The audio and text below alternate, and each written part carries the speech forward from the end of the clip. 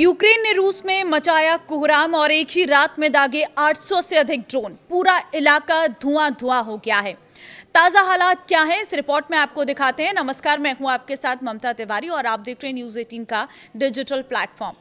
रूस और यूक्रेन के बीच करीब 4 साल से चली आ रही ये जंग एक बार फिर बेहद खतरनाक मोड़ पर पहुंच गई है। यूक्रेन ने रूस पर 800 से अधिक ड्रोन दागे हैं। ये हमले मॉस्को और उसके आसपास के इलाकों में किए गए हैं। इस हमले में दक्षिणी रोस्तोव क्षेत्र में 5 लोगों की मौत हो गई है, जबकि बेलगोरोद और मॉस्को क्षेत्र में 2 अन्य लोग मारे गए हैं। रूस के रक्षा मंत्रालय के मुताबिक उसकी सेना ने देश भर में 822 यूक्रेनी ड्रोन मार गिराए हैं। मॉस्को क्षेत्र के गवर्नर आंद्रेई ने इसे हाल के समय के सबसे बड़े ड्रोन हमलों में से एक बताया है। रूस के रोस्तोव क्षेत्र में एक रिहायशी इलाके पर हमले में 5 लोगों के मारे जाने की भी खबर है। बेलगोरोद और मॉस्को क्षेत्र में भी 2 अन्य लोगों की मौत बताई गई है। हमले में रूस की सबसे बड़ी ऑनलाइन खरीदारी कंपनी वाइल्डबेरीज के पोदोल्स्क में एक बड़े ठिकाने को भारी नुकसान हुआ है। सामने आई तस्वीरों में पूरा परिसर बुरी तरह तबाह दिखाई दिया है। यूक्रेन इस कंपनी को रूस का अमेज़न कहता है और आरोप लगाता है कि इसके लिए रूसी ड्रोन बनाने के लिए ज़रूरी सामान पहुंचाया जाता है।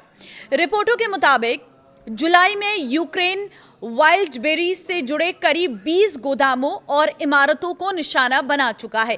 इससे पहले यूक्रेन ने रूस के समारा क्षेत्र में एक रॉकेट और स्पेस सेंटर पर भी हमला किया था। यूक्रेन के राष्ट्रपति वोलोदिमीर जेलेंस्की ने इस केंद्र का इस्तेमाल रूस के नए उपग्रह नेटवर्क इंटरनेट नेटवर्क को समर्थन देने के लिए किया जाता है। हमले में यूक्रेन ने अपने फ्लेमिंगो मिसाइलों का इस्तेमाल करने का दावा किया था। रूस ने भी यूक्रेन पर बरसाए ड्रोन और मिसाइल। दूसरी तरफ रूस ने भी यूक्रेन पर बड़े पैमाने पर ड्रोन और मिसाइल हमले किए हैं। जेलेंस्की के गृह शहर क्रीवी रीह में आर्सेलरमित्तल स्टील प्लांट पर हुए हमले में 2 लोगों की जान गई है, 14 लोगों के घायल होने की खबर है। हमले से स्टील प्लांट की प्रोडक्शन इकाइयों को नुकसान पहुंचा है, जिसके बाद कंपनी को अपना कुछ काम कुछ समय के लिए रोकना पड़ा है। यूक्रेनी अधिकारियों ने बताया कि दक्षिण पूर्वी जापोरिझिया क्षेत्र और सीमा से लगे सूमी क्षेत्र में भी हमले हुए हैं। इन हमलों में कई लोगों के मारे जाने की जानकारी सामने आई है। रूस 2022 में यूक्रेन पर पूर्ण पैमाने पर हमला शुरू करने के बाद से लगातार ड्रोन और मिसाइल हमले करता रहा है। रूस और यूक्रेन की लड़ाई पिछले 4 सालों से लगातार जारी है। इससे बहुत सारा नुकसान हो चुका है, कई लोगों की जानें जा चुकी हैं, लेकिन अभी भी रूस और यूक्रेन के बीच में कोई समाधान दिखता नजर नहीं आता है।